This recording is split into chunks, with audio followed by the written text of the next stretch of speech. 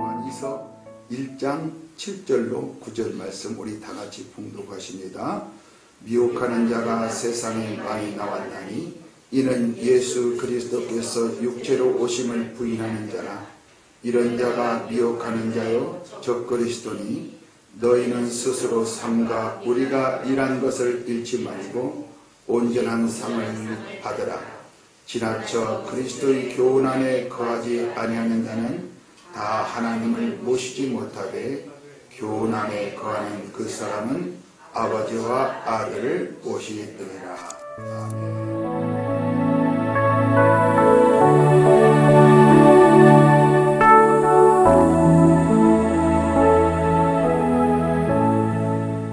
저는 방금 봉독하신 요한이서 1장 7절로 9절 말씀을 통해서 미혹하는 자가 세상에 많이 나왔나니 이런 제목으로 잠시 은혜를 나누도록 하겠습니다. 요한이서의 주제는 진리와 사랑입니다. 이 4절을 보면 진리를 행하는 것이 나오고 5절을 보면 서로 사랑하는 것이 나옵니다. 이 거짓 사랑은 사랑이 아닙니다. 진리이신 그리스도의 생명이 나타나는 것이 사랑입니다.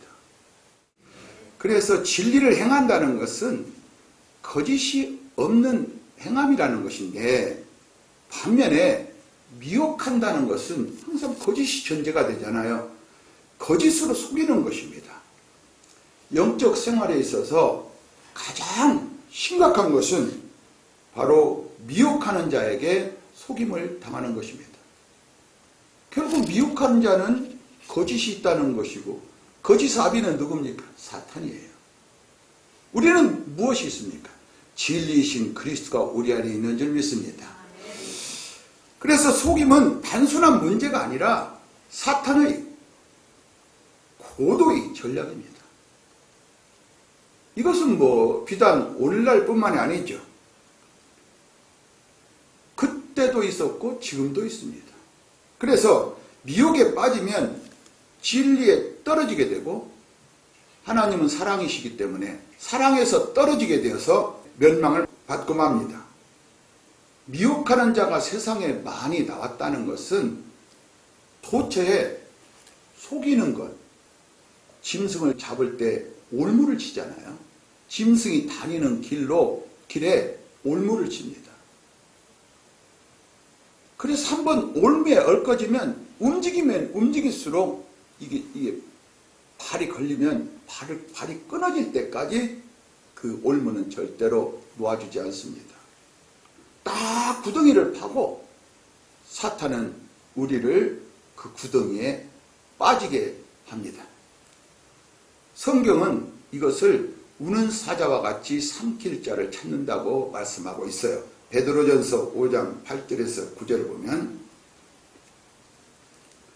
근신하라 깨어라 너희 대적 마귀가 우는 사자같이 두루다니며 삼킬 자를 찾나니 너희는 믿음을 굳건하게 하여 그를 대적하라. 이는 세상에 있는 너희 형제들도 동일한 고난을 당하는 줄을 알미라. 우리는 고난 당할 때 미혹받기가 쉽습니다. 어려움을 당할 때 우리는 믿음에 굳건하게 서는 것이 굉장히 어렵습니다. 그런데 주님은 이럴 때 그것을 대적하라고 합니다. 그리고 믿음에 굳게 서라고 합니다. 그러면 우리는 하나님께서 우리에게 주신 축복으로 넉넉히 이길 줄 믿습니다. 그래서 우리는 고난을 당할 때 미혹하는 자를 대적해야 되는데, 본문은 예수 그리스도께서 육체로 오심을 부인하는 자를 미혹하는 자요 적그리스도라고 합니다.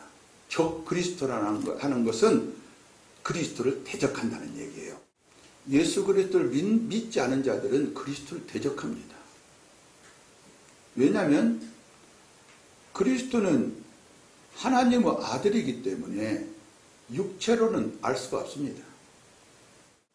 예수 그리스도께서 육체로 오심을 부인하는 자를 미혹하는 자여 적그리스도라고 말씀하고 있는데, 다른 곳에서는 뭐라고 했냐면 예수께서 그리스도이심을 부인하는 자, 이것이 거짓말하는 자요, 또 아버지와 아들을 부인하는 자, 이것이 적그리스도라고 말씀하고 있습니다. 요한일서 2장 22절에서 23절을 보면 거짓말하는 자가 누구냐? 예수께서 그리스도이심을 부인하는 자가 아니냐?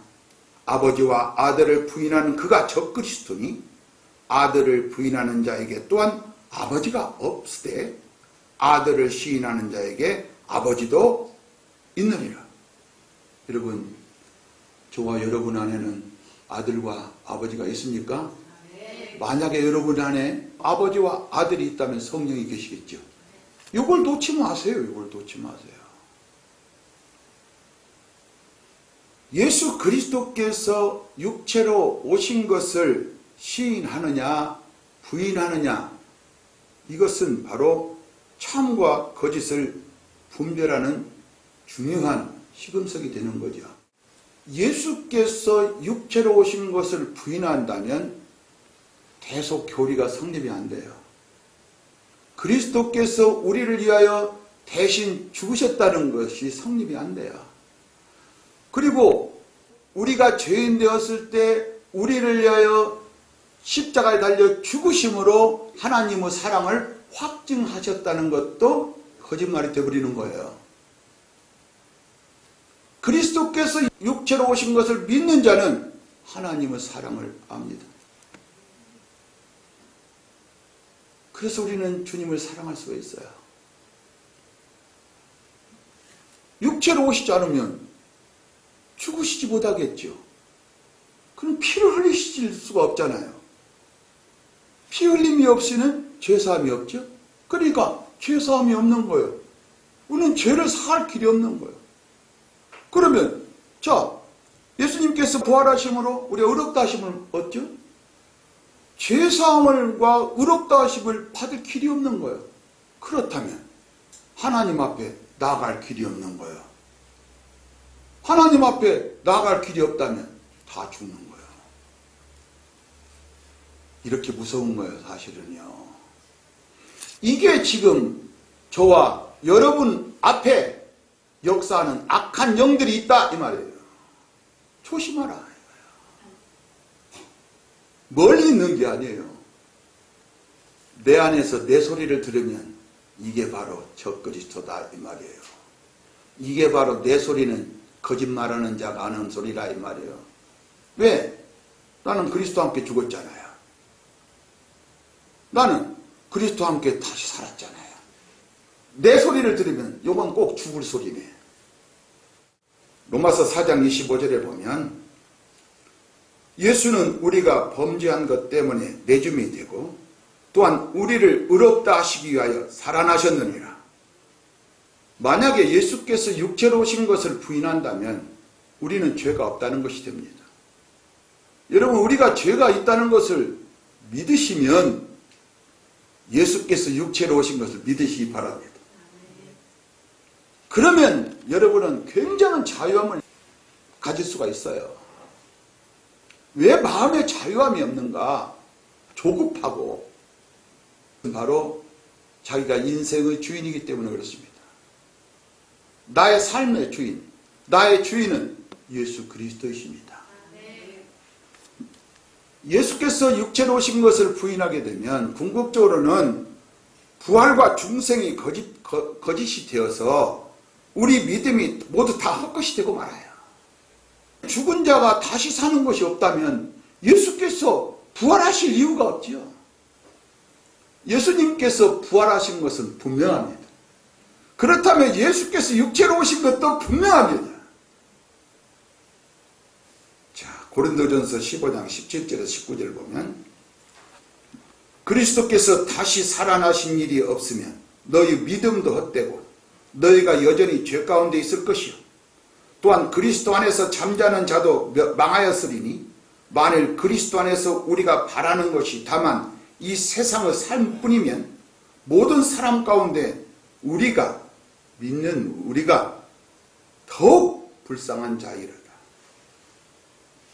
더욱 불쌍한 자이르라. 하나님은 그리스도의 부활하심으로 말미암아 우리를 거듭나게 하셨습니다. 이것이 베드로전서 1장에 나오는 말씀이에요. 그리고 산 소망을 갖게 하셨기 때문에 그리스도의 부활하신 것이 없다면 우리는 소망도 없어요.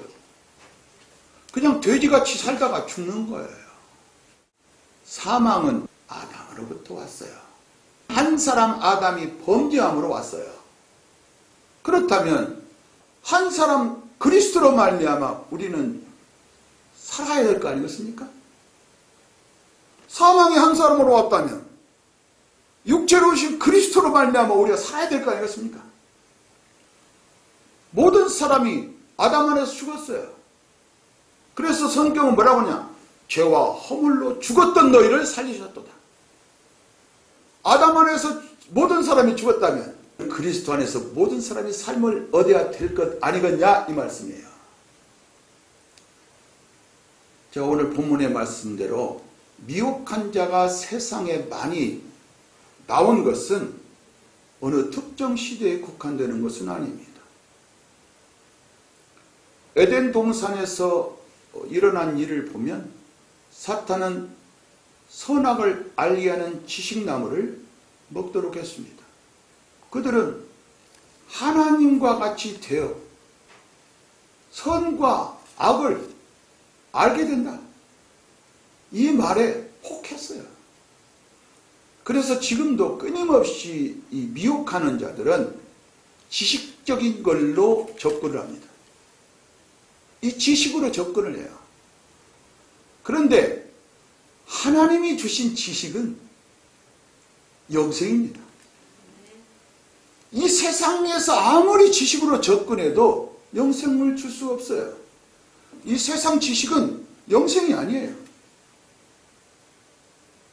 에덴 동산에서 사탄이 하와를 유혹한 것 같이 지금도 미혹하는 자는 우리 성도들을 끊임없이 유혹합니다. 마태복음 24장 24절로 25절 말씀을 보면 거짓 그리스도들과 거짓 선지자들이 일어나 큰 표적과 기사를 보여 할 수만 있으면 택하신 자들도 미혹하리라. 보라, 내가 너희에게 미리 말하였노라. 여러분, 표적과 기사는 눈으로 보이는 겁니다. 암이 낫은 것 눈으로 보이는 거예요.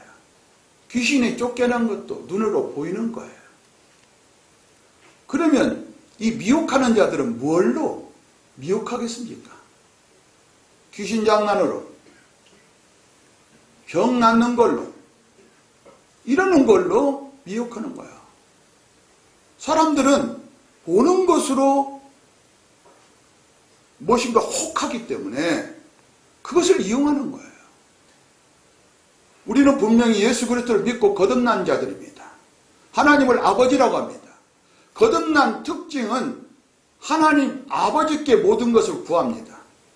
이 거듭난 사람들은 보이지 않는 하나님을 봅니다. 하나님 나라 안으로 들어가는 것입니다. 그러면 보이지 않는 하나님을 어떻게 볼까? 본래 하나님을 본 사람이 없으로되 아버지 품속에 있는 독생하신 하나님이 나타내셨다.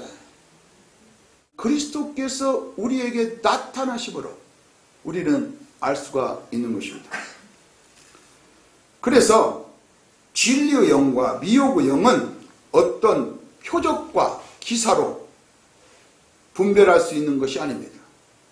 우리에게 어떤 어려운 일이 내 앞에 놓여 있더라도 우리는 예수 그리스도를 선포해야 됩니다.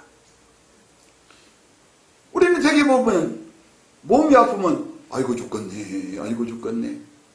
무슨 어려운 일이 당하면 아이고 나 정말로 나 이거 어떻게 한대 이러잖아요. 그럴 때마다 정신 바짝 차리고 예수 그리스도를 선포하는 여러분 되시기를 주님의 이름으로 축복합니다. 그래서 사람의 증거하는 이 말이 무언가에 따라서 그 사람이 진리의 영에 속한 것인가 미혹의 영에 속한 것인가를 우리는 판단할 수 있다 이 말이에요. 당연한 말이지만 세상에 속한 자는 무슨 말을 하겠습니까? 세상에 속한 말을 하고 하나님께 속한 자는 무슨 말을 하겠습니까? 그리스도 교훈, 오늘 본문에 나오는 그리스도 교훈, 곧 복음을 말할 거 아니겠습니까? 자, 요한일서 4장 5절로 6절 보면 그들은 세상에 속한 고로 세상에 속한 말을 하매 세상이 그들의 말을 듣느니라. 그렇겠지요. 자, 귀신을 쫓아내거나 이런 것을 하면 그 사람들은 세상에 속한 자면 혹 하고 거기에 빠질 거예요. 우리는 하나님께 속하였으니 하나님을 아는 자는 우리 말을 듣고 하나님께 속하지 아니하는 자는 우리 말을 듣지 아니하나니 진리의 영과 미혹의 영을 이로써 아느니라. 할렐루야. 미혹에 빠지지 않으려면 어떻게 해야 하는가? 이거 본문에 보면은요 8절 보세요. 너희는 스스로 삼가 우리가 일한 것을 잃지 말고 오직 온전한 상을 받으라. 그러면 사도가 일한 것이 뭐겠습니까? 하나님의 일이지 않겠어요? 하나님의 일은 무엇입니까? 예수 그리스도를 믿는 겁니다. 어떤 예수 그리스도를? 육체로 오신 예수 그리스도를 믿는 거예요. 어떤 예수를? 육체로 오셔서 십자가에 달려 죽으시고 피 흘리셔서 우리 죄를 사하시고 부활하심으로 우리를 의롭다 하시고 우리를 거듭나게 하사 소망이 있게 하시고 우리 안에 거하셔서 영원히 진리를 증거하는 우리가 되게 하셨다. 그래서 하나님의 일, 즉 믿음을 잃지 말아야 된다 이 말이야. 오늘 이 본문에 보잖아요. 우리가 일한 것을 잃지 말고, 그러니까 하나님의 일을 잃지 말아라. 믿음을 잃지 말아라. 그럴 때 믿음이 우리에게 있고 믿음으로 하나님께 나아가서 하나님이 주신 온전한 상을 받게 된다 이 말이에요. 믿음이 없이는 하나님을 기쁘시게 못하지 않아요. 믿음이 있는 자는 하나님이 계신 것과 하나님께 나아가는 자에게 상 주시는 이심을 우리는 믿는 거예요. 우리가 하나님께 나온다면 반드시 하나님은 온전하니까 온전한 상을 주십니다. 그런데 육체로 오신 예수님을 믿지 못한다면 우리가 하나님 앞에 나간다는 것은 가짜다 이 말이에요. 여러분, 이게 기초예요. 예수님께서 육체로 오신 것이 기초예요. 사람은 하나님을 떠났을 때 육체가 되는 것입니다. 그러면 육체가 됐다는 것은 내 안에 영이 죽었다는 거예요. 사과가 속이 썩었어요. 그러면 좀 있으면, 특히 복숭아, 좀 있으면 싹 썩어버려요. 모든 인간은 속이 다 썩은 사람입니다. 그렇기 때문에 예수님이 그 썩어짐을 감당하시려고 썩지 않을 씨를 우리에게 뿌리시려고 육체로 오셨다 이 말이에요. 우리가 그리스도 교훈 안에 거한다는 것은 아버지와 아들이 우리 안에 거하는 것이죠. 그리스도께서 우리 안에 거할 때 우리는 육체로 오신 그리스도를 부인하지 않습니다. 육체로 오신 그리스도를 부인하는 사람은 그리스도 교훈 안에 거할 수가 없고 결국은 그들 안에 그리스도가 거할 수가 없습니다. 진리이신 그리스도를 떠난 지식은 거짓이다. 바로 미혹의 영은 그 거짓으로 사람들을 미혹하는 거예요. 여러분, 우리가 믿음으로 순종하고 살면요, 벌써 말 들어보면 다 파악할 수 있습니다. 내 안에 진리 영이 있다면 우리는 믿음으로 순종하게 되고, 우리는 진리의 말씀만 듣기 때문에 벌써 거짓에 속고 있다는 걸 알 수 있습니다. 그래서 우리가 그에게 어떻게 해야 이 미혹에 빠진 그곳에서 해방될 수 있는가, 답을 내놓을 수가 있는 거예요. 왜 미혹하는 자에게 참 지식이 없는가? 바로 그리스도를 아는 지식이 영생이기 때문에 그렇습니다. 요한복음 17장 3절에 보면 영생은 참 하나님과 그가 보내신 자 예수 그리스도를 아는 것입니다 라고 했어요. 그리스도를 아는 지식이 영생이에요. 우리에게는 예수 그리스도를 믿음으로 영생이 있는 줄 믿습니다. 그리스도를 아는 지식이 있기 때문에 예수께서 육체로 오신 것을 우리는 안다 이 말이에요. 여러분 헷갈리지 마시기 바랍니다. 이건 전체가 다 이어진 거예요. 이어진 거예요. 그래서 영생이 없으면 그리스도를 모릅니다. 미혹하는 자는 영생이 없기 때문에 보이는 표적과 기사를 가지고 우리 성도들을 미혹합니다. 오늘 그리스도 교훈이라고 했는데 그때 그 교훈은 그리스도를 의미합니다. 그리스도는 우리의 양식이실 뿐만 아니라 영원한 양식을 주시는 분이시듯이 그리스도 교훈이라고 말할 때 그 교훈은 그리스도이시며, 그러면 교훈은 가르치는 거 아닙니까? 가르침. 그러면 그 가르치시는 분도 된다. 그럼 우리는 누군가? 그리스도 교훈 안에 거하는 자는 누군가? 우리의 스승이 누군가? 그리스도가 우리의 스승이고 우리는 그리스도 제자입니다. 여러분 믿으시기 바랍니다. 포도나무에 붙어있는 가지는 많은 열매를 맺습니다.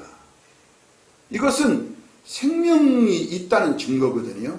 그리스도께 붙어있으면 생명이 있고 생명이 있으면 많은 열매를 맺는데 이때 우리는 주님의 제자가 되는 것입니다.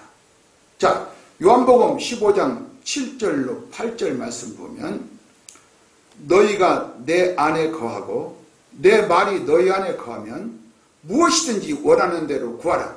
그리하면 이루리라. 너희가 열매를 많이 맺으면 내 아버지께서 영광을 받으실 것이요 너희는 내 제자가 되리라. 그리스도의 교훈을 받게 되는 거예요. 받게 된다면 교훈 안에 거하는 거예요. 미혹하는 자는 절대로 이 열매를 맺을 수 없습니다. 이 열매는 생명의 열매이기 때문에 그렇습니다. 그러면 우리가 미혹하는 자에게 미혹당하거나 또 미혹하는 자가 접근해 올 때 우리가 어떻게 이길 수 있는가? 어린 양의 피와 그리스도를 증거하는 말씀으로 이깁니다. 할렐루야! 그래서 우리는 어떻게 이길까? 어떻게 이것을 헤쳐나갈까? 이 문제를 헤쳐나갈까 하지 마시고 육체로 오신 예수 그리스도를 인정하고 선포하고 그 피로 내가 이겼다는 말씀을 단호하게 선포하게 되는 여러분 되시기를 바랍니다. 계시록 12장 11절 보면 또 우리 형제들이 어린 양의 피와 자기들이 증언하는 말씀으로써 그를 이겼으니 그들은 죽기까지 자기들의 생명을 아끼지 않아야 돼요. 그래서 우리가 입술에서 나오는 말이 그렇게 중요하고 우리가 그걸 체험한다면 여러분들도 미혹의 영들에게 미혹당해서 허우적거리는 그런 주변 사람들을 볼 때 딱 진리의 말씀을 증거하고 그들로 하여금 그 예수를 믿고 증거하도록 해서 이기도록 해야 된다 이 말이에요. 세상을 이기면 뭡니까? 우리의 믿음입니다. 자, 우리가 우리 입술로 증거하는 말씀이 진리인가 거짓인가? 만약에 우리 안에 육체로 오신 그리스도께서 계신다면 우리는 진리의 말씀을 증거할 것이고 계시지 않는다면 우리는 거짓을 말할 겁니다.